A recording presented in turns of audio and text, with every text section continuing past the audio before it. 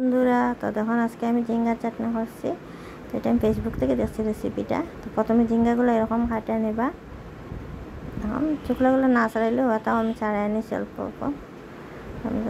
কড়াইয়ের মধ্যে অল্প তেল দেওয়া ঝিঙ্গাগুলো ভাজিয়ে নেব। ঝিঙ্গার জলগুলো শুকাইতে দেবো, সামান্য একটু লবণ দেওয়া।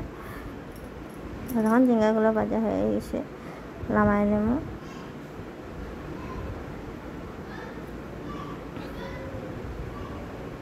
কাঁচা লঙ্কা আর রসুন আর পেঁয়াজ দিয়ে অল্প ভাজিয়ে নেব, হালকা ভাজুন, বেশি না।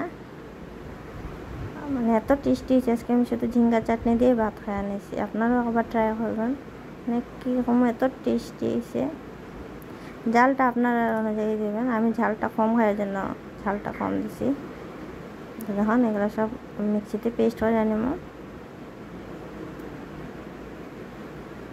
তো দেখুন পেস্ট করে আনিছি। এখন কড়াইয়ের মধ্যে দিয়ে দিচ্ছি তেল আর দিয়ে দেবো কালো জিরা। এটা ভালো করে ভাজিয়ে নেব। দিয়ে দেবো লবণ স্বাদ মতো। তো দেখুন চাটনিটা হয়ে গেছে, নামাই নিছি। তো দেখুন কি সুন্দর হয়েছে কালারটা। আপনারাও একবার ট্রাই করবেন। বাই।